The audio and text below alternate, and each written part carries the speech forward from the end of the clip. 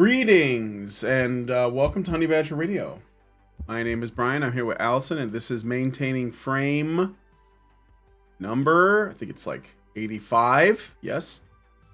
Vice is on its deathbed, and other shocking news. Are women psychopaths? Now, you could I kind of winged that one a little bit, so. Yeah, you could interpret that multiple ways because currently people don't think that women can be the psychopaths. Yes. But apparently that may not be true. You know, the rumors of women being angels or I don't know, light beings captured and forced into corporeal form by demonic males might be slightly exaggerated. It might be a little bit overblown, shall we say. But yeah, like this is sort of this is a potpourri, eh? I said that word right, potpourri. Potpourri, I think, is how you say it. Potpourri. God damn it. I think so. Yes, you're right. It's potpourri. Oh God, even Jonathan's getting in on it. Potpourri. All right. Well, mock me. That was pretty mockable. Okay, so potpourri. Admonish. Admonish. Shame. Flagellate. Potpourri. This is like a show potpourri. A show potpourri. A potpourri of a show. Like a show. I think I know what you mean. It's a salad bar of a show. Yeah, like a buffet, because we got like multiple items. We got the Vice, maybe on its deathbed, and we have women. The number of female sociopaths may be higher than people suspect, and then another one, mom's drool, dad's rule, which is yet another spelunking. What is the word? Dive into like water caverns, going into the water caverns of women's resentments towards men. Which I mean, if women couldn't resent, would they just die? That's a question. If women couldn't resent men for something, could they just wilt and turn into like I don't know, dried petals and float away on the wind? They just cease to exist. They crumble like sand, like that. Like sands in the hourglass, so are the like days of our lives. Yeah. Okay. All right. So those are the 3 items that we thought we'd cover today. Yeah, we're gonna be going through like 3 things. It's kind of like the news show, but it's just me and Allison. So it's you could say it's like an item medley. All right. So. Do you have some things to think before we get into it? Because we are close to the end of the month. That's very Jojo, shut up. That's very stealthy. You might have noticed that our dogs are in the show as well. So there is actually a full panel. Yeah, there is a full panel. For 4 of us. Sorry, I have a very long dog, so sometimes he doesn't all get in the entire frame.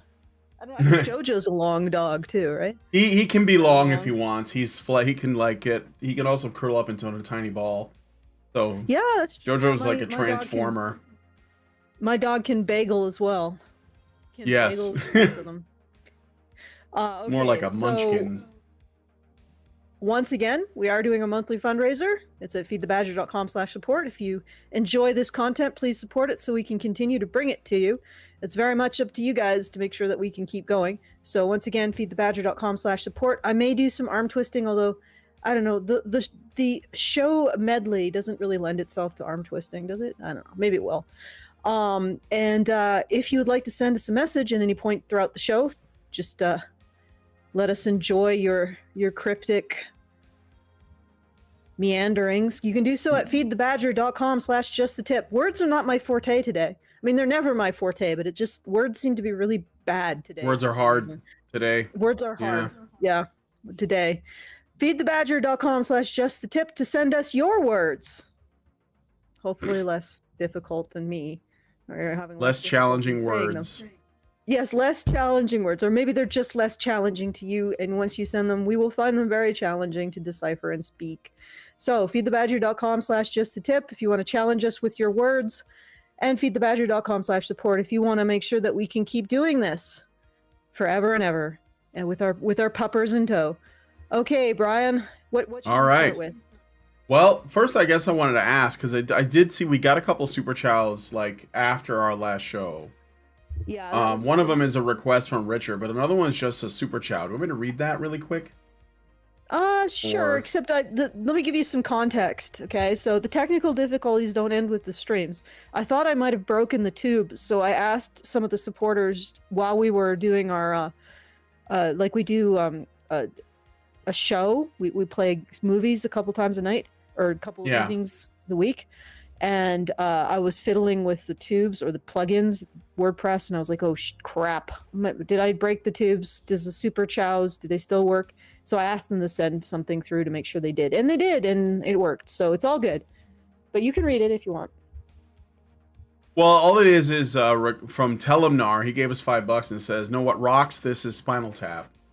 And I think he was just kind of co-signing on my recommendation to watch. You. I know you watched it. I know you guys watched it, right? Yeah, we did. Because you said it's a good show, and it was funny. There were points where it was hilarious, like all of them talking about all of the drummers that died. All the drummers that have died. Yeah, one spontaneously combusted, and yeah, turned into a small green globule. Yeah, that was a good movie. Guys, watch Spinal. It was very. I figured it was very up your alley because it's kind of got that. It's got that Monty Python humor. Yeah, but also like there's a part where, they talk about sexism. They had an image of an oiled up woman on all fours with a leash sniffing. I remember that. Yeah. Sniff my glove. Was the sniff the glove. That's right. Glove. And then the woman from corporate was like, "This is sexist." Yep, that was Fran Drescher was in that. Yeah. That's right. It's been a while, but she actually she has really nicely shaped lips. Fran Drescher is an attractive Jewish woman. Yeah, incredibly screechy voice. Yeah. Although it wasn't that bad in the movie, but I was just surprised. I was like, wow, those are lips you don't see anymore because everybody's has to inflate them like balloon animals now. Yeah.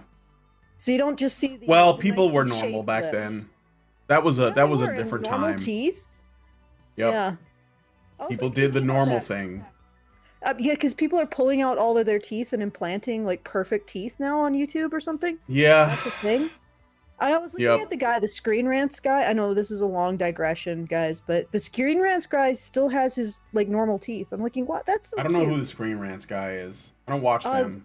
Pitch Meeting. Oh, yes. Yes. I know who he is. Yeah. Yes. Yeah, he still has normal looking teeth. Like barely an inconvenience. Like, wow. Barely an inconvenience, exactly. I'm like, well, that's new. I mean, not new, but that's different because everybody on YouTube now looks like a artificial version of themselves. But anyway, yeah. Let's get into it. So all right, let's get into the article. So we have some good news. Fortune has reported that Vice, among other people, Vice Media, once valued at $5.7 billion, is shutting down Vice.com and laying off several hundred staff. What could it be that had brought this on? And oh man, are they not gonna let me read this because of this stupid? Can I close this thing? Get out of here. Yeah. I'll just read through the article, okay? Vice Media plans to lay off several hundred employees and no longer publish material on its Vice.com website, the company's CEO said in a memo to staff on Thursday. Imagine getting that memo. Yeah, you're all fired. Vice, which filed for bankruptcy last year before being sold for $350 million to a consortium led by the Fortress Investment Group, is also looking to sell its Refinery 29 publishing business, CEO Bruce Dixon said in his memo to staff. It's the latest sign of financial problems buffeting the media industry. Digital sites like Messenger, BuzzFeed News. I think it's buffeting. Buffeting? Buffeting? Okay, buffeting. I'll say buffeting. Because they're getting eaten up. But buffeting the media industry. Digital sales. Well, why are they using Why are they doing that though? Why are they like using this crazy language? Just say getting murdered or something. I don't know. Digital sales like Messenger, or digital sites like the Messenger, BuzzFeed News, and Jezebel have all shut down in the past year. And legacy media outlets like the LA Times, Washington Post, and Wall Street Journal have also been seeing job cuts. Huh. I wonder. Maybe What? people are tired of being lied to. Yeah, maybe. That's a good point. I mean, like with like some of the hard-hitting journalistic pieces that they have put out, all of which are like feminist in some way. That's the pattern I'm noticing. BuzzFeed, Jezebel, and Vice, and Vox. I think Vox has lost a lot of money. I think we're still waiting on the Mary Sue though. That's kind of like, you know, looking at my watch for the Mary Sue. But anyway, Mary Sue, it's personal, right? Is it? Oh yeah, that's true. Yes, it is for us. Did you forget that whole thing? No, of course I didn't forget. I just didn't. I thought you were suggesting that it's like a different kind of company, than like I meant that it's Jezebel. It's like a personal grudge. Yes. You know what? I really don't even have a personal. I don't even really have a grudge. I'm just, you know, it is. I think that, I want to believe that the truth comes out eventually, and I think this is like a reflection of that. Because, well, in my opinion, I think that these companies, you know, laying off people left and right is a product of independent media, like people that are doing, you know, this kind of discussions of this kind of work, that don't belong to like these big companies, and they're just, you know, they just care about the truth, I think. And I think that we are among those people. I mean, I have a news show, and maybe this isn't, you know, we don't necessarily talk about the news as a matter of course, but I think that when we talk about what's going on in the world, and like when we share our, you know, thoughts and ideas on things, I think that it, along with anyone else doing that, as long as they're seeking, you know, I don't know, something useful, something truthful, not clickbait, not, you know, just trying to demonize half the population, you know, just saying like we need, like, you know, to talk about this in like a rational way and a compassionate way. I think that, you know, these companies like Vice, they're just, I don't know, bottom feeders. I mean, it wasn't meant to last. I'm here for it, all the way here for it. Yeah, and like, I mean, the article isn't very long, but you also mentioned in conjunction with this article that Jezebel has taken down its post about. Yeah, so they had that article. You know, have you ever? What is it? It's the one that Paul Elam lampooned. Have you ever beaten your boyfriend? Because we have. Yeah. They took it down. Quietly took it down. You can get the archive link of it. I think we have it in our Discord, so we can always look at it. But the fact that they took that down, even if they didn't issue a retraction or say, look, we were wrong or whatever, I think that says something. You know, I think that's like, yeah, I think it's the Overton window moving a little bit.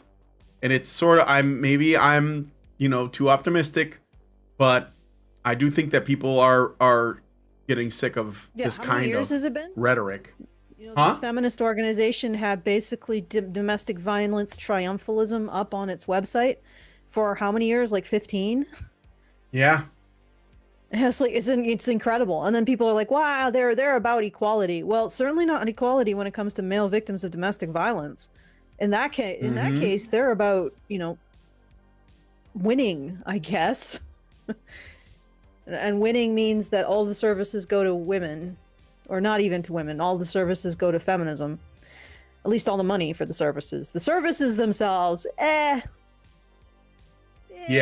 Maybe we'll do a few. Maybe we'll put out some newsletters. Maybe we'll do another campaign to inform people that beating your wife is bad. Hey, Joe, did you know that beating your wife is bad? Well, that's our services for female victims of domestic violence done for the year. Thank you, everyone. done our 1 day of work. Now let's get our $500,000 salaries.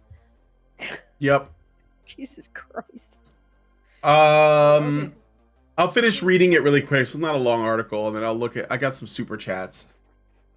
So, it's the latest sign of financial problems. Okay, I read that. Once a swashbuckling media company geared to a younger audience with an immersive storytelling style that encompassed digital television and film outlets, New York-based Vice was valued at $5.7 billion in 2017. Okay, a couple things about that. I know Tim Pool used to work for Vice, and I think Gavin McGinnis was also a part of that. Am I wrong about that? I feel like he might have even been one of the people who started it. And they both left, like they've moved far away from it, in fact. And Vice, in terms of like what it reported, it's in the name. It was, it was all about like whatever like rebellious thing was they were reporting on, right? And they were essentially, they considered themselves to be countercultural, but then they became the mainstream. Or at least it was realized that the counterculture wasn't the counterculture. What? Where we throw back our heads and laugh. Yeah. Counterculture. Yeah. Yeah. Well, that's what they were. That's what they considered themselves. Oh boy. And yeah. So, let's see what else. Dixon offered no specifics about the layoffs other than saying hundreds of people will be affected and will be notified early next week. The New York Times reported that the company currently has about 900 people on staff. Oof, so that's a lot. They're going to lose, hundreds, they say. Probably not everybody, but I assume that they're going to be going down to like a skeleton crew. I know that saying goodbye to our valued colleagues. What was that? Oh, sounds like it. I mean, I guess we shouldn't crow about it too much because it is probably due to a downturn in the economy, right? Well, I don't know about that. I mean, I think that these journalists, I would say that they could find work, be journalists at another outlet, but the thing is that all of these outlets are trimming the fat. They're all cutting people. And social media is cutting people too. So they're going to have to learn to code. Or learn to work in the coal mine or something. Like you might have to do some of the work that you were shitting on other people for doing because you wanted those jobs cut. You remember that? So like there was all of this blue collar work. I think it was like the coal industry was like seeing a bunch of slashing, right? And journalists were saying learn to code. And now they're losing jobs. And of course, here in the US, a lot of the coal mining that we were doing was in places like Virginia and West Virginia. And those people are really struggling. And I do have a lot of sympathy. And I think it's really, not good. But I guess this is what they get. I mean, frankly, people working in energy, which is ultimately what coal is a far more valuable profession than journalism. Especially if that journalism is just like BS journalism. If it's just like tabloid, clickbait crap. Well, I mean, I don't know. I guess all I'm saying is I'm not happy that it happened to you, but I think that it is, nature is healing. To put it like that. It is what has to happen. So you're gonna have to make yourself useful in some other way. Okay, so I mean, also the other thing was that they had this triumphalism about, I don't know, blue collar jobs being replaced by AI and robotics. Yeah. Right? I remember all that. I remember I would go on Twitter 10 years ago, because I've been on Twitter for a while now. Yeah, actually, no, maybe not 10 years ago, maybe more like 8, I think, is when I was more active on Twitter. And, I'd say, well, men do a lot of these blue collar jobs, that keep society running. And they would say, well, not for long. Mm-hmm. Well, those jobs are going to be replaced. What are those men going to do then? Ha ha, they'll have no use. And it's like, exactly. Well, that didn't happen, did it? The first thing that seems to be replaced is journalists, because the AI can write your articles for you. That's true. I true. don't find the AI very I'm sorry. It'll get better, but I don't think the journalists as they were very good either, though. We've read through enough articles. Well, there was no analysis. There was no in-depth kind of gumshoe like research or oh no, that's too hard. Nothing like that. It was all just lazy stuff and too bad. All it was people reporting on what people did on Twitter. that was reporting for like years. Yeah. So and so was on Twitter and did this. It's gossip. It's interesting that, and I feel bad for the artists who are being somewhat replaced. I don't know, like artists. You mean by AI? Yeah. Yeah. Are they going to be replaced? I don't know though, because I think that what's going to happen is, I was just talking to my friends about film, because they were talking about this new, I forget what it's called, but like the AI that is creating like photorealistic film quality, video from the appropriate prompts. And they were saying, like it's going to get to the point where you don't need actors anymore. And I was like, well, maybe what will happen though is people will start going back to plays, and people will desire the human element. And I think that would be good, because I have found that when it comes to film, it's a club. It's a very exclusive club, and most people are not in it. Because when I worked I used to work at the theater at the box office, and so I would see like the actors, all the time. I like was on a first name basis with them. I knew them. They would come in. Even some really famous people like Michael Gambon and what's his name? There was a few like actors. And you remember the guy from Babe, that'll do pig, the farmer? Yeah, I mean him, Vince Vaughn. Like you know the guy I'm talking about. I'm sure somebody knows his name.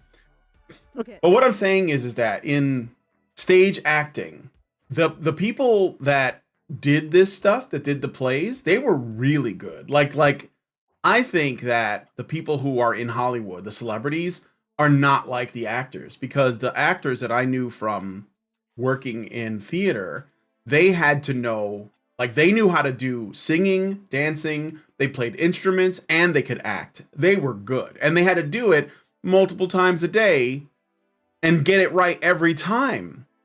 This is like a completely different, you know what I'm saying? Like doing TV or movies, like anyone can be in something if you just have enough takes, and they're getting really lazy with it. I think that it's sort of like a necessary especially the challenge. Sound.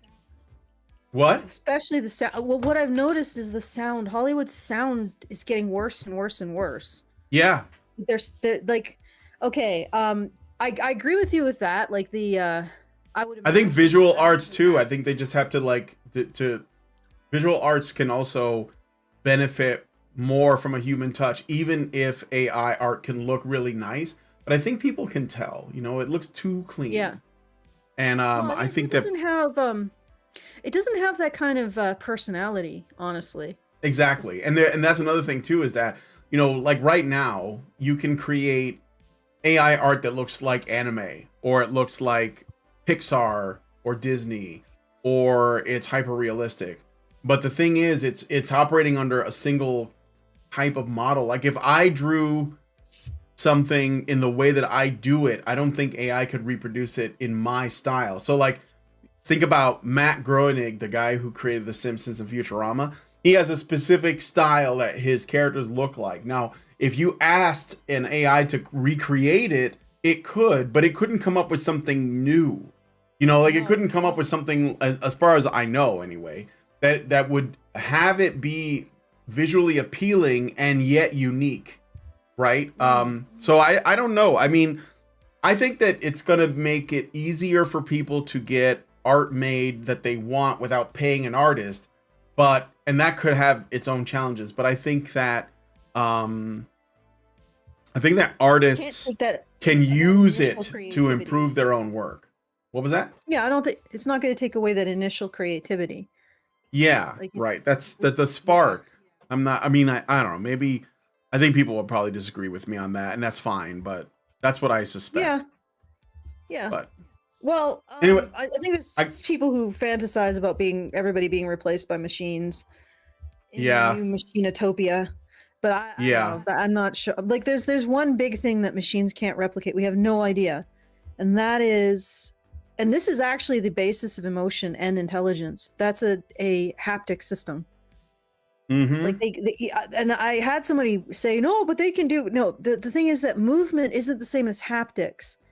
It's the whole total processing from all of your vestibular sense to your vestibular kinesthetic to your nerve endings on in your skin, which is tactile. So it's like multiple systems coming together, and we don't have anything that replicates that now.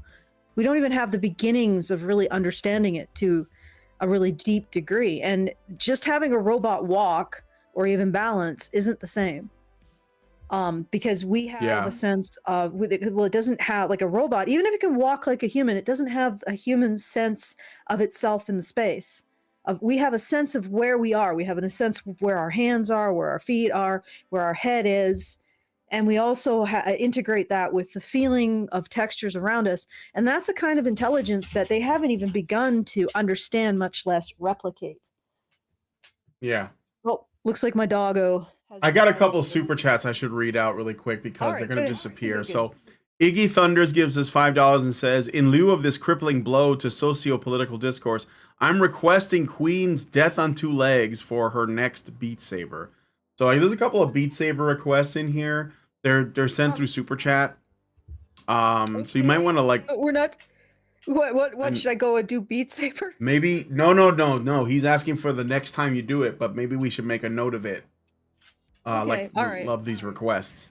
I'll be honest, it's much easier for me to do this stuff, and also if this is a genuine request, you got to make sure they actually have it because they don't have all the Queen stuff. Yeah. Well, I did get a follow up from him that adds to that, but let me read through these. Okay. So thank you, Iggy Thunders, and then Albert Nada Retro gives us $2 Canadian and says F's in the chat for poor Vice, and then added a bunch of laugh emojis.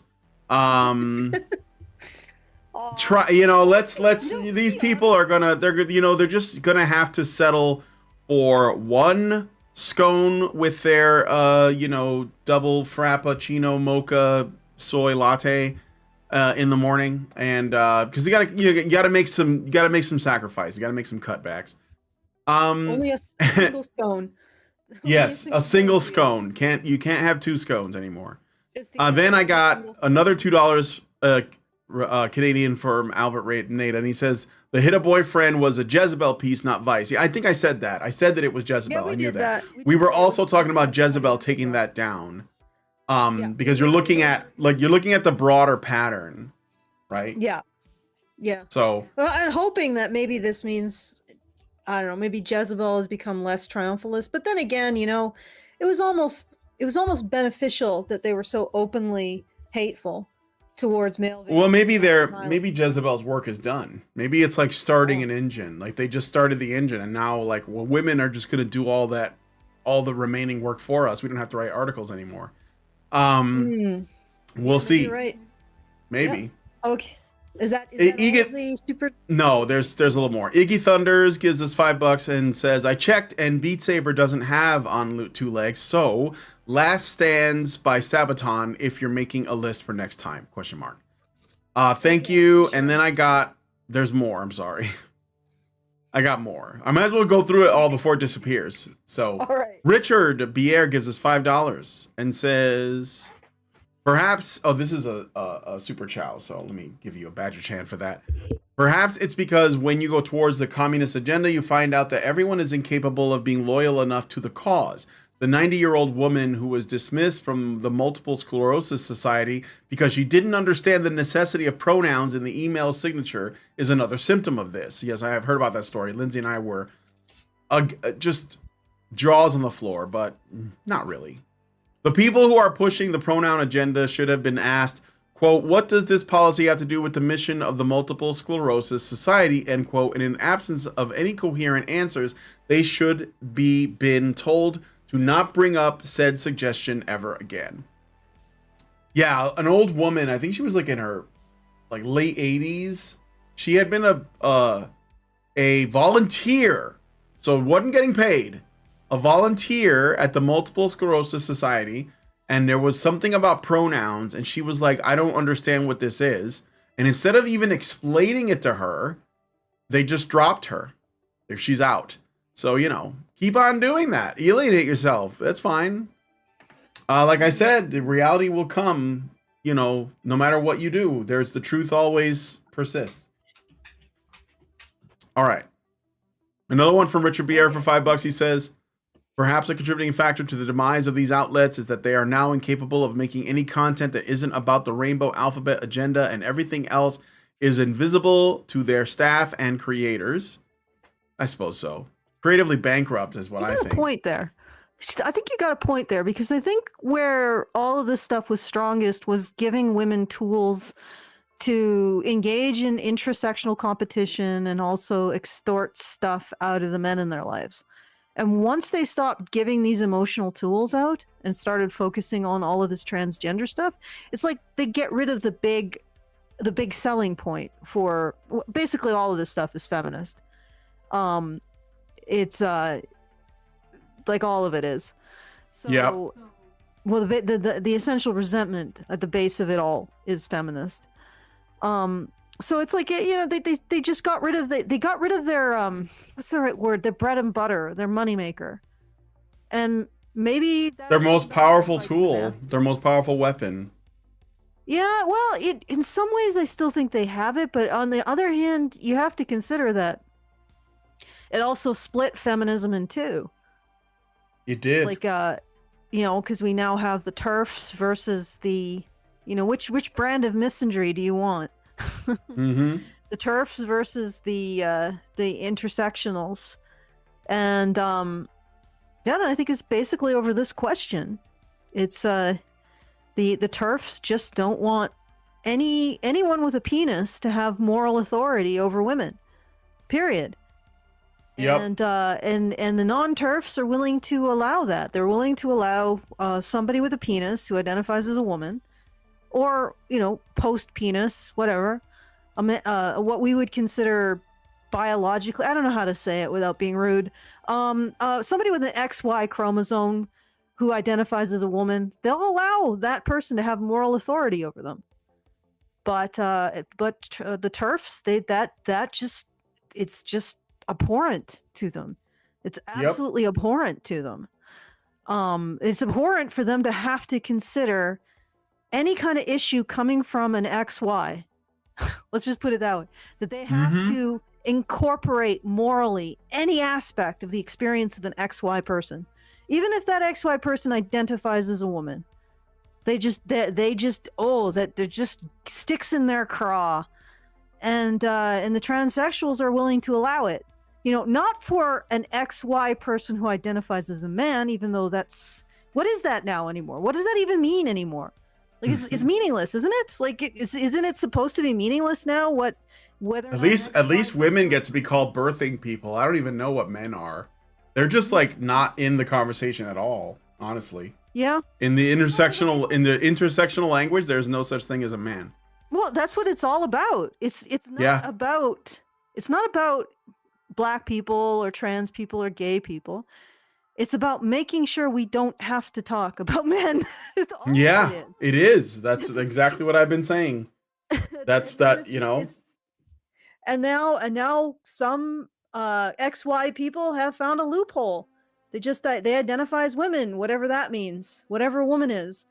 And then suddenly they have to be listened to. And suddenly they exist. Like, isn't that astounding? It's just like you're an XY person, you don't exist, and then one day you're like, you know what? I'm going to identify as a woman. Whoa, what? Where did that person come in from? Oh my God, that person exists. How did you get in here? How did you get past security? Did you teleport? Like, did you just apparate into the room? Where did you come from? I just noticed.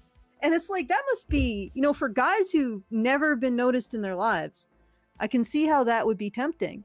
But I won't go there, because that's probably totally verboten, shall we say. Fair enough. Okay, so okay, did we have? Okay, I got one more super chat, and then we'll get into the article more. So, Gary Thomas gives us $5 and says, "Hello, honey badgers. Long time no chat." And Brian's right. Stage actors, in many ways, are superior to TV/movie actors. Yes, they are, and they are in fact more diverse. Not that that matters to me, but if it matters to Hollywood, they should probably be paying attention. But that's the thing. I actually think in many ways the film industry and stage acting are really far apart. Like, people would think that they're analogous or worse, and I think that most people believe this. Stage acting is inferior. Like, it's sort of like a lesser thing. Like, the people who do stage acting, a lot of them, they dream of going to Hollywood and becoming movie stars. But I don't think that they understand that, like, people who work in like stage acting, they will be better at doing that work than people who become celebrities and like join the club, as it were. So, and they'll probably get to keep their soul too. Betty Adams gave us a super chow. So I'm still getting super chows and stuff now, and says, for $5, people, mostly illustrators, have asked me, an author, what I think of AI. I don't have a fully formed opinion yet, but I am already competing with millions of human authors, willing to spam out lowest common denominator stories, so I don't know how AI authors entering the market will change things. Well, I am of the belief that AI can't make something completely unique, and it will pull and be derivative of something else. So that's why I think, and people will I think that we can sniff that stuff out. I mean, we already like do it with human authors that are terrible at their job, right? How many times have we read an article that we thought was going to be making some kind of point, and instead it's trying to tell a story and it's doing it really badly? You know? What? Wait, I can't hear you. What the hell? Why were you muted? Okay, go ahead. Many times. Yes. That's what I was saying. I just said many times. I was agreeing with you, like many times. And yes, many times I've got the sense that the person who is writing the article really wanted to be a writer, like a fiction writer. Right? Yes. And just didn't make it. Exactly. A lot of times journalists are people who wanted to be writers. Maybe they were blogging as teenagers, and they thought, people would tell them, "Oh my God, your writing is so good," and they're like, "Oh, I'm gonna be a writer," and then they like get it in their heads that they're way better than they actually are. Dunning-Kruger takes over, and they try to get into writing, and they don't quite get in there, so they go into journalism instead. I wouldn't be surprised if a lot of people have that story. Mm-hmm. But anyway, back to this. He said it was no longer cost-effective for Vice to distribute its digital content, including news, the way it had been. He said Vice would put more emphasis on its social channels and look for different ways to distribute its content. As part of this strategic shift, Dixon said Vice would follow a studio model. Before filing for bankruptcy protection last year, Vice canceled its Vice News Tonight television program as part of a round of layoffs then. So I guess what we will see, we won't be seeing as much from Vice, but they'll probably put out like videos or something like that. Maybe not a show. Maybe they'll do exposés, like, going into the... Didn't Vice write about MRAs or incels or something a few times? I'm sure they have. They've written a lot about red pillars. I think they were responsible for the men's rights activists, rapes victims or something, mock rape victims, I think. Yeah, I think so, yeah. I think those were the Vice people. I can't remember. Yeah. It's been such a long time that all blurs in the head, or in the mind, and the memory. But we should probably get to the next article, don't you think? I've already brought it up. So is this the one you want to do next? More dads are taking parental leave than ever? Oh, that is a long one, because somebody had diarrhea of the pen again. Oh, okay. We can start. Well, we could do the next one instead. No. We if we are disciplined, Brian. All right. We gotta be disciplined. I wasn't sure what the order was supposed to be. It's okay. I'm just saying that. I'm just warning you that we must be disciplined if we want to get through all of it. So. All right. Read.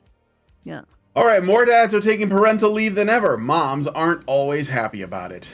So, wait, what? Men take parental leave, women most affected? For some birthing mothers, watching their partner unwind and enjoy during their leave often foreshadows inequities to come. Oh boy. You know what? Speaking of art, I hate this shit right here. You see this? Oh God, so do I. This corporate art? I can't stand. Why do people, who thinks this looks nice? This is ugly as sin. This is the shit that you see in a bank when you're like waiting in line to talk to a teller. This is what the wallpaper looks like. Anyway, it's ugly. I hate this stuff. This is corporate art. Last year, Sam Rose ran his first ultra marathon, a 50-kilometer race that took him 7 hours, 8 minutes, and 2 seconds to complete. But he didn't need to take days off work for the arduous training. Rose, 37, was on a 12-week paternity leave that allowed him to train with a running stroller near his Austin home. In retrospect, he feels he needed both, time with his son and time spent on himself, as he used the leave to officially usher in fatherhood. It helped to have that external validation and accomplishment in the middle, says Rose, who placed 16th in the race. Maybe I needed to feel that this time was more than just watching a baby, which maybe says something about myself or manhood, end quote. Erin Schultz, Rose's wife, says her paternal leave felt nothing like her partner's. Schultz, who runs her own business, spent time recovering. Huh? Maternal leave felt nothing like her partner's. Okay, keep. Yeah. You said paternal, I believe, but it's maternal. Oh, did I say? Oh, parental leave is what I meant to say. Parental. Okay. Who runs her own business? Okay, right. Schultz, who runs her own business, spent time recovering physically and focusing on the logistics required to become a parent. Breastfeeding was challenging, and she spent hours using a breast pump. When I was the primary caregiver, I felt like I had not moved off the couch in days, says the 37-year-old certified financial planner. Okay. Okay. So, in the U.S., what? Go ahead. I just want to point out that the man takes parental leave and successfully trains and runs a marathon apparently without shirking his responsibilities at home. So he takes care of his kid, he takes care of the home, and he trains for and runs a marathon in his 12-week paternal leave. The woman doesn't get off the couch. It occurs to me that maybe what we should do now is have men stay at home, because I'm starting to get the feeling like if men were able to stay at home, we'd already be at Alpha Centauri. Look at what they do with their time off, and look at what women do with their time off. Yeah, I got stoned and occasionally breastfed my child. I'm exaggerating, but like it feels like men. And I don't like it. What's amazing about this is yet another article about women's resentment. But how is this supposed to change? Like how are women supposed to do? Like, first of all, they have to take that time off if they're, I guess, not healthy enough, like our female ancestors, to squat in a field, give birth, and then continue to harvest. But they need the time off to get their health back. Well, how is that going to change? Like, that's just biological reality. Like, are you gonna force your man to do that for you, to heal for you? You can't do that. So this is just another exercise in resentment. You get what I'm saying? I do, of course, yeah. I think there's a couple things, and maybe you won't like what I'm gonna say, but how old was she when she was trying to breastfeed? Because it says here that she's 37 years old. So did she wait too long? Why is it there are so many women having trouble breastfeeding today? Like I brought this up because my cousin's wife has had her third child, and she is experiencing some trouble producing milk, and she was going to get formula. And I said, well, wait a minute, before you do that, because I've heard things about formula, and again, I'm not an expert, but I heard things about formula. Maybe there are other women that are in my circle that have had multiple children that could help you. And sure enough, there were, and it was like, diet, exercise, like being active, what you eat, you know, how long you wait to start breastfeeding, all these other factors. And I think that this woman, I mean, I guess, you know, credit for trying to use a breast pump, but I wonder if you didn't wait too long to start this whole process and you have regret and instead just going to blame your husband because he manages to balance your time. Plus, being a mother means what? You're not offended by that? Well, why would I be? I don't know, like maybe because I'm suggesting that she probably should, and I know it, you know, hindsight's 2020. But maybe, you know, like if you wait until you're like in your 30s to have a kid, it's going to create some trouble. And this is something that we should, what I'm saying is that people should be talking about this stuff up front instead of saying, well, you know, my husband, I'm mad at him because he doesn't have to breastfeed. Like you're oppressed by your biology because, you know, he doesn't have to do that shit. So I'm just. Maybe it isn't even the age. Maybe it's the fact that she figured after she gave birth, what she's going to do is just sit on the couch. Instead of employing some discipline to start getting exercise, start eating right, so that I do think that our diet, I think that women's diet affects their lactation. Well, you know, no doubt it does. And like, well, you prove it with the whole situation with your cousin or your cousin's wife.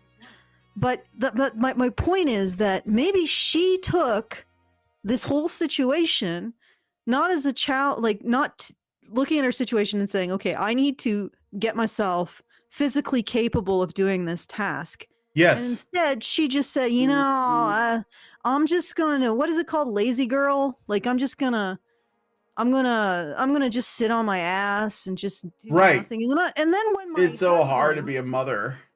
When my husband shows me up for the lazy fuck I am, I'm gonna feel resentment and I'm gonna blame him.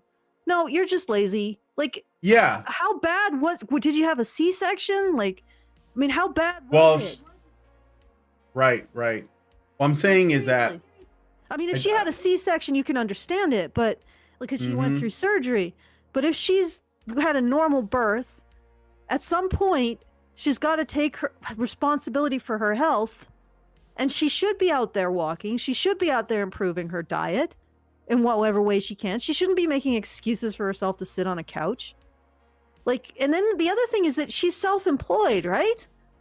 Are you telling me, like, I know that it's a physically straining thing, especially for women today who are the laziest women in all of human existence. But you know, if you, I mean, is there no sense of responsibility to your own health and to the health of your child via your own health there?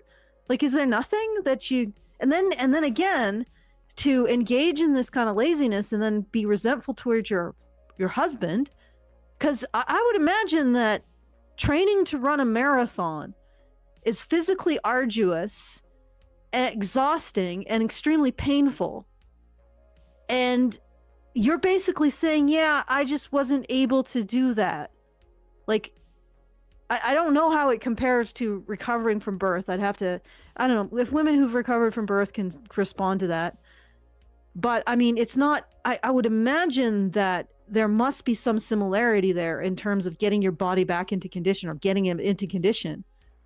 So, but ultimately, like, if you did spend the entire time sitting on the couch, fine. Don't be resentful for your husband because he didn't. Because he did something that was good for his son or for your child and himself. Like, why would you feel resentment towards that? Like, I agree. This is something that baffles me every time I hear these articles from women.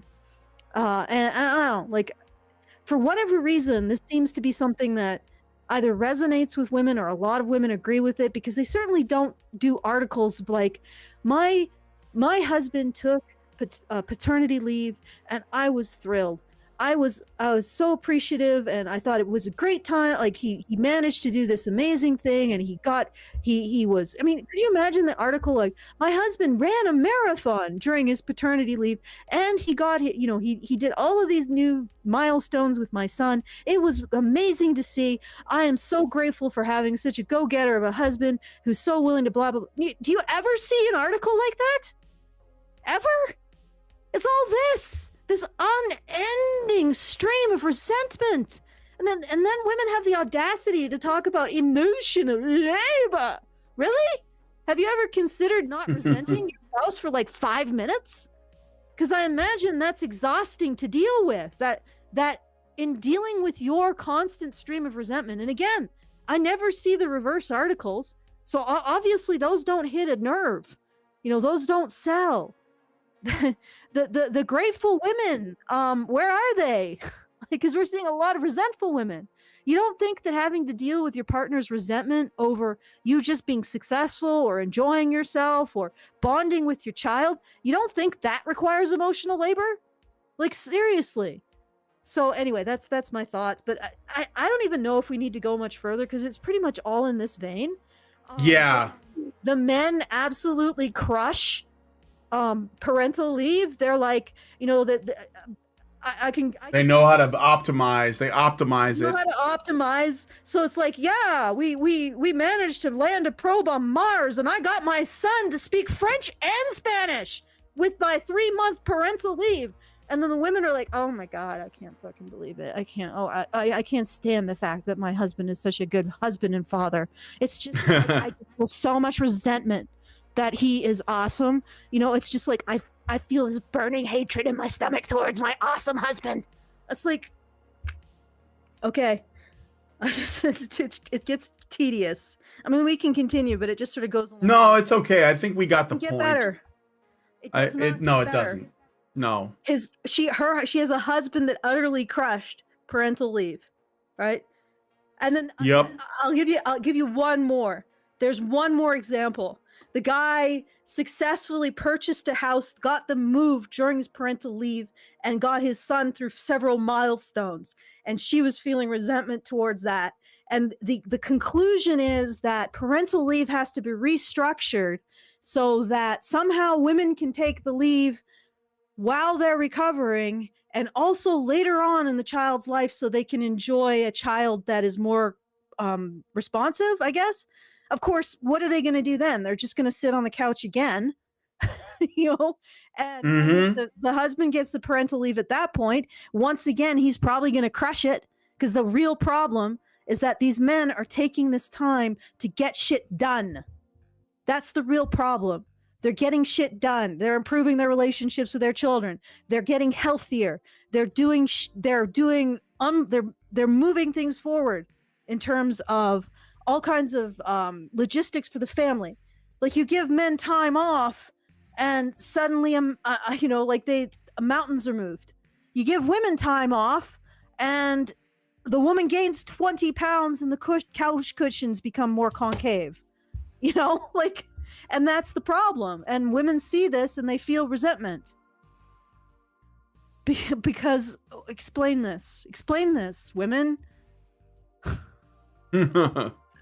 That's the article. That's the gist of the article. Good grief. All right. So I got a super chow, and then I guess we can go to the last article. Let me share it now. Richard Bier gives us $5 and says, so if unemployed coal miners are given typewriters, will their combined efforts actually be better quality than what these outlets are producing?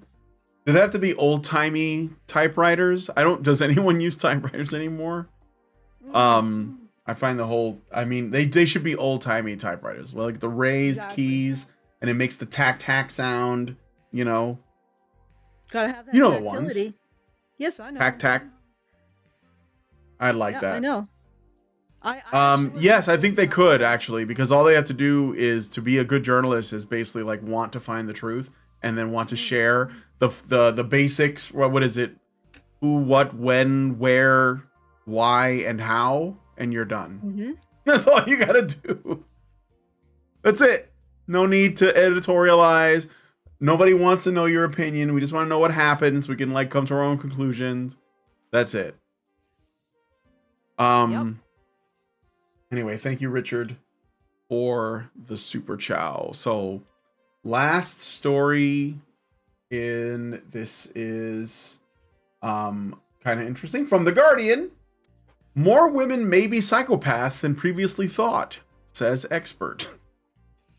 Who had that on their bingo card? No bingo card today, by the way. Oh, man. This really should surprise no one, I think. Yeah, I mean... You have to have a strain of sociopathy or psychopathy? Psychopathy. No, psychopathy is more like being broken away from reality. Sociopathy. Yeah. You have to be a bit of a sociopath, especially like at what point do we look at all of these articles, like the last one we just read, where women are resentful of the fact that men are bonding with their children and, you know, improving their health and improving their life circumstance, the family's life circumstance during their parental leave. At what point do we look at that and say, if you feel resentment over that, there is something wrong with you emotionally? Like, you are probably a psychopath, or you probably have something on the dark triad. You get what I'm saying? Like, dark triad people can't take pleasure in the successes of others, is what I'm getting at. And that's what you see with all of these women resentful articles. They just cannot take pleasure in the successes, the comfort, the fun of their male partners. They can't see their male partner laughing and be like, wow, that's really great. That makes me feel, that's so wholesome. I feel good inside. No, it's like, why is he happy? Is he getting something from me? Have I dominated him enough? He's stealing from me. He's stealing the happiness in the relationship from me. I mean, do you notice that? It's so mean-spirited and endless. You know, and everything is zero sum. It really only can be explained by that kind of dark triad inability to take joy in the joys of others. The fact is that apparently the average woman, judging from the loudest voices in the room and all of the women's media, which is consumed by women and presumably is created for them, and also feminism, which is the loudest political voice for women, judging from all of that, women really struggle with this kind of shared joy. Instead, it becomes a resentment, a point of resentment. Right? And that actually really, really says something, don't you think? And I resist coming to this conclusion. But it's almost inevitable when you look at what women choose to consume, what women pay to consume, what voices women support in their lives, that they really struggle with this basic level of compassion and theory of mind, which is sharing in the joys of others. In particular, the joys of the person you supposedly love. Like, they really struggle with that. And I think that really sort of ties into this idea that maybe there's more sociopathy among women, or sociopathy among women than we thought. Okay, continue, Brian. Sorry, that was a long rant. All right, we're going to start reading the article now. So, psychology. More women may be psychopaths than previously thought, says expert. Dr. Clive Body says assessment skews towards obvious male traits, but female psychopathy is more subtle. Well, at least you're acknowledging it. Instead of calling it a male trait, which kind of bothers me. When it comes to a typical psychopath, the suited and booted Patrick Bateman from the novel American Psycho might spring to mind, but according to one expert, the number of women with the neuropsychiatric disorder could be far greater than previously thought. Well, your first mistake was thinking this is a movie, it's also science. No, it's a movie. Like, just separate yourself from your fucking shit that you consume. Like, separate it. Because you don't know if the person who wrote that book knows anything about mental health. They just wanted to tell a story. Stop it. Okay. Sorry, I just wanted to get that off my chest. Psychopaths are generally considered to lack empathy and guilt, exhibit antisocial behavior, lie frequently, and be ruthless, narcissistic, and manipulative. Yeah, those are male traits, right? Psychopaths are after money, power, and control, said Dr. Clive Body from Angela Ruskin University, who is an expert on psychopaths in the corporate world. Oh my god. While the idea of psychopaths as violent antisocial criminals has given way to a more nuanced view, with Body among those to argue that they are often found in big business, the idea that they are mostly male has remained. That just, like, why does it, to me, it sounds like activism to just be like, yeah, I think that psychopaths are in, like, they're in big business. Like, yeah, but they're also surgeons. Like people who have to do, people who work in the medical field doing, like they have to be exposed to extremely disgusting things, like field medics or something, probably also benefit from psychopathic traits because in order to do their job.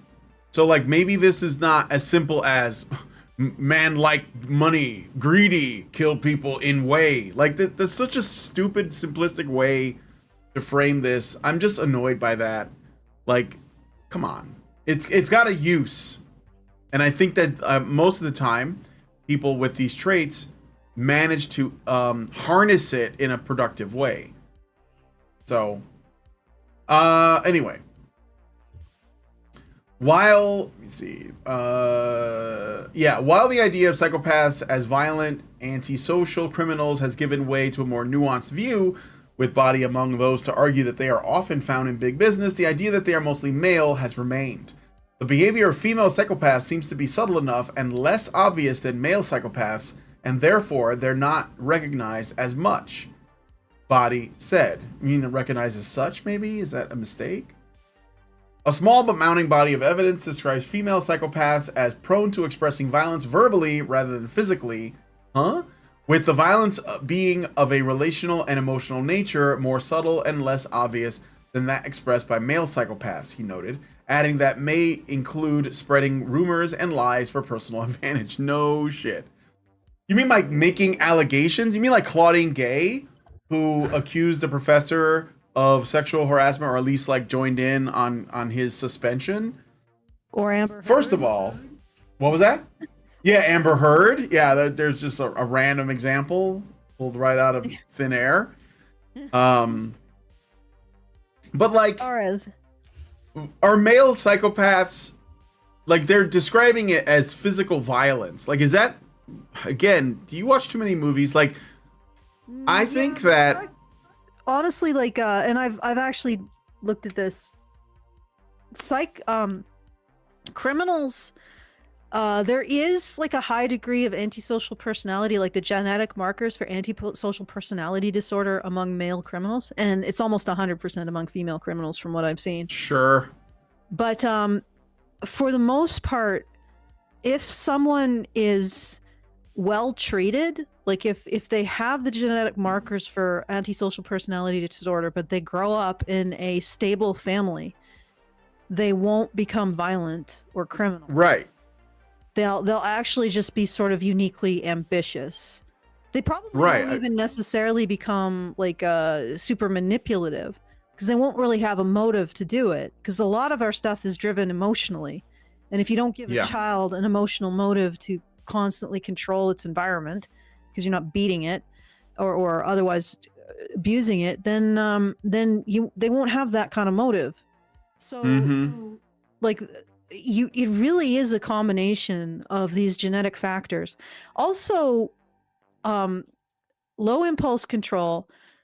Yes. And low IQ, abusive, unstable environments that can create these kind of violent criminals.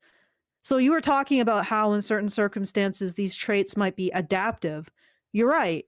And if the individuals are not in a situation where they're living through abuse and violence, they usually can adapt pretty well to society, and they just get drawn to certain jobs that a lot of people don't want because of this level of stress or like responsibility and stuff like that. Yeah. And it's so it's like, but I think they're describing that. They're like, this is a misnomer that it's all about violence. Yeah, yeah, exactly. But I mean, I'm glad they're pointing that out. But like, there is a, I guess. Well, I don't want to be too nitpicky, but if a woman puts her baby in a microwave, I think that's considered physical violence. So, and I think that they're saying that women don't do it the way men do it, but I think it comes down to whether or not a woman has a distinct advantage. So if someone is unconscious, like if let's say, let's remove the other factors out. Let's say they're completely antisocial. They really want to hurt people. Like they are the kind of like extreme psychopath that this article is referring to. A female that feels this way would act violently if they knew they could do so without any consequences. So that would be on children, on animals, and on maybe on adults that aren't able to protect themselves, like they're disabled or they're infirmed or they're unconscious or whatever. I mean, like when you have these stories of women who cut off their husbands' penises and throw them in the garbage disposal, like, how is that not psychopathic behavior? Mm-hmm. It is. But yeah, and Lucy Letby is an example.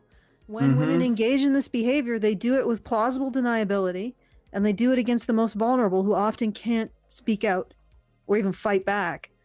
So, you know, that's something to consider. And when Amber Heard does it, she's doing it through reputation destruction, an allegation, and systemic violence, like, you know, using the police or authorities against men. Yeah, using institutional bias against her victim. Right. But yes, but I mean the cause is the same. Like if she could do it to a child or a baby, then she wouldn't need to use those other tools. So it's just a matter of like women having access to different tools. In fact, I think that potentially women can do way more damage because men couldn't really exercise the same institutional methods. So they almost always have to come down to like pick up rock, you know, and hit guy with rock or something. But anyway, I'll get back to the article. I'm just saying they're maybe, I guess they're just trying to be efficient. I don't know. A small but mounting body of evidence describes female psychopaths as prone to expressing violence. Okay, I already read that. But Body said one problem was that part of the assessment used to identify psychopaths, known as the Levinson Self-Report Psychopathy Scale, was skewed towards identifying the disorder in men. Yeah, a self-report psychopathy scale was skewed towards identifying the disorder in men. So there is an anti-male bias inherent to the scale they're using. Women tend to respond inconsistent with what's socially expected. So they have to also consider that as well. I don't know if they did in this case, but there's a way to control from that. So that you'd have to make sure they did that. Okay, so what's the next part?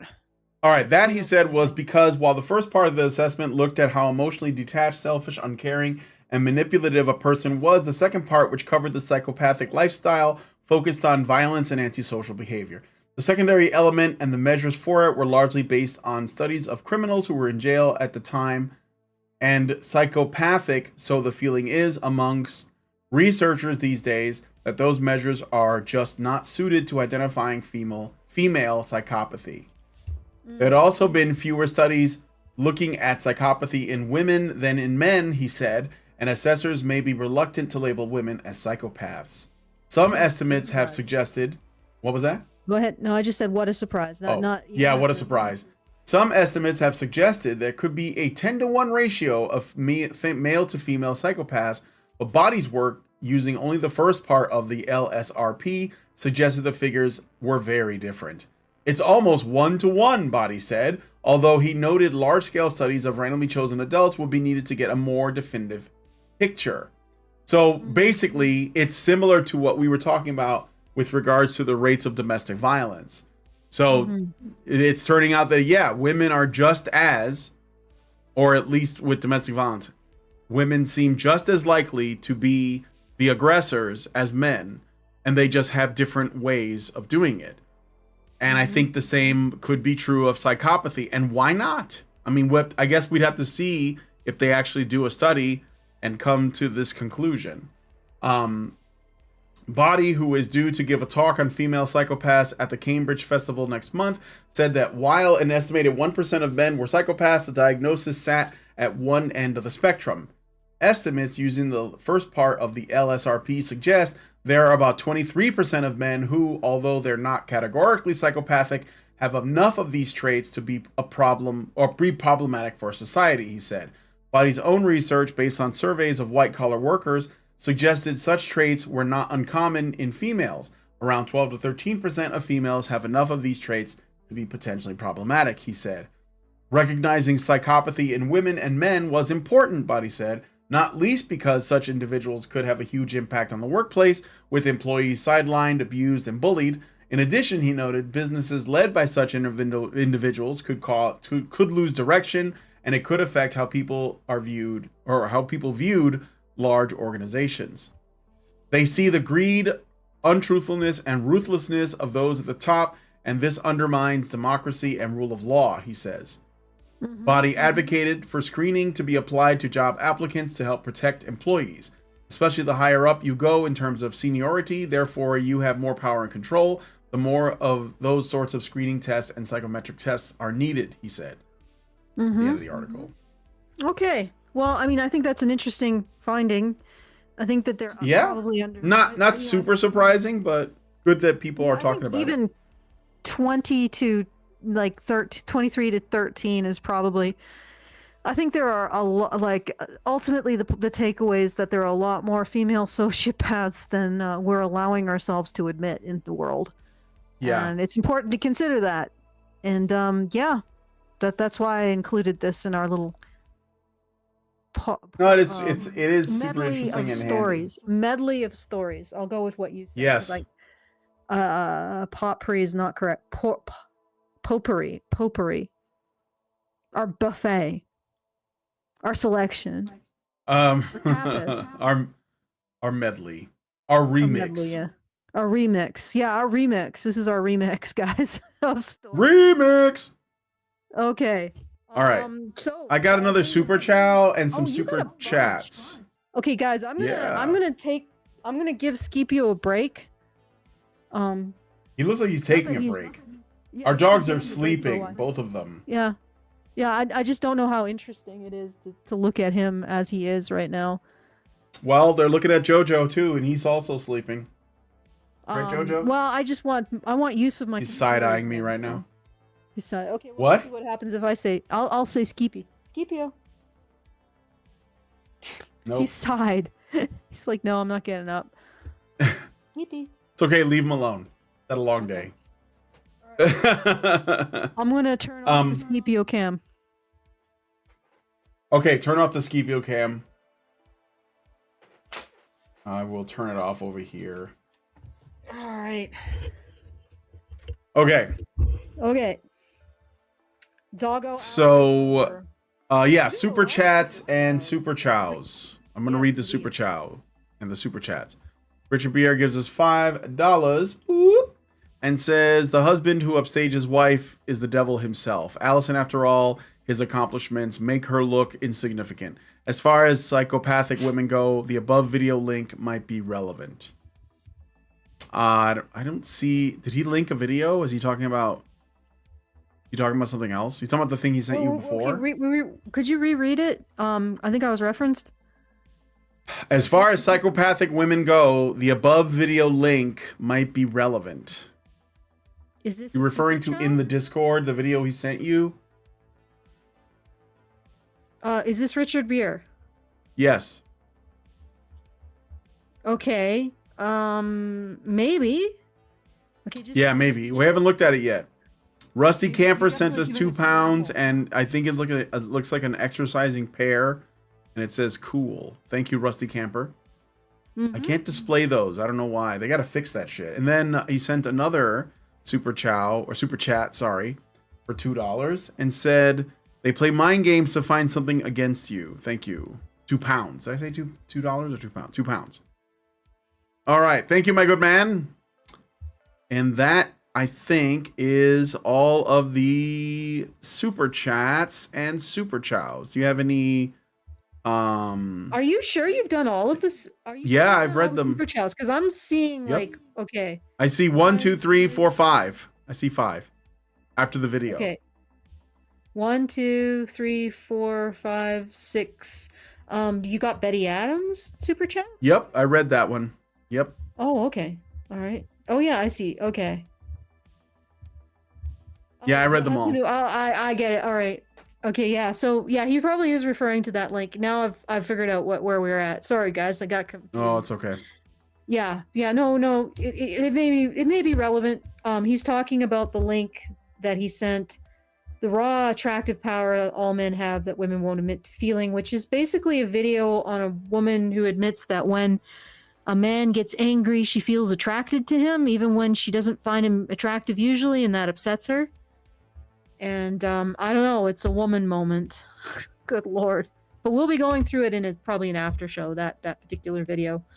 Yeah. Speaking of which, if you'd like to join us for our after shows, you can do so at feedthebadger.com/subscribe, which will get you a subscription to our Discord, where you will have access to the archive of after shows, and depending on your subscription level, you can join in the fun during the after shows. And once again, we're also doing our monthly fundraiser. It's sort of critical, so if you do want to help us out, go to feedthebadger.com/support to make sure that we're able to continue to do this work for the next month. And finally, if you want to send us a message, you can do so at any time at feedthebadger.com/justthetip. So I'll hand this back to Brian if he has any final thoughts. Do you have any thank yous to give, or are we not? Is it quiet? I think no, it's been quiet tonight. Oh wait, okay. I do have a thank you for Mrs. Ann of Arc, who gave us $10 before the show. So thank you. Mrs. Oh, all right. Well, thank you for that.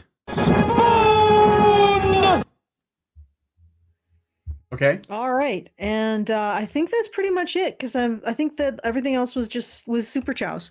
So we've already covered them. All right, sounds good. Well, we're gonna. Yeah. What? No, we're done. I might do it again, but I was trying to gauge what you were gonna do. Then I just. Oh, I was about to wrap it up. So. Yeah. Yeah. So we got the news show tomorrow, and then Wednesday we're gonna do something with Karen, maybe. More. We were gonna do something with her today, but like something came up with her. Snow. Yeah, snow came up. Snow came up. Well, down. I don't know what that is. We don't have that here. Yeah, so we'll see. Maybe we'll do something with Karen on Wednesday or something different. We'll definitely gonna do something. So yeah. Gotta get. We have to. So if you guys like this video, please hit like. Last few days, so. This is coming down to the wire. Coming down to the wire, like always. All right, well, we're gonna wrap it up there. Thanks guys for coming on the show. If you like this video, please hit like, subscribe if you're not already subscribed, hit the bell for the notifications, leave us a comment, let us know what you guys think about what we discussed on the show today. You can find a link to the articles in the description, and please share this video. Thanks guys for coming on the show, and we'll talk to you all in the next one. Are machines, dude. Okay, they are literal machines. They are talking point machines. They are impossible to fucking deal with, especially if you have like a couple dudes who have good memory on top of that too. Holy shit, you're fucked.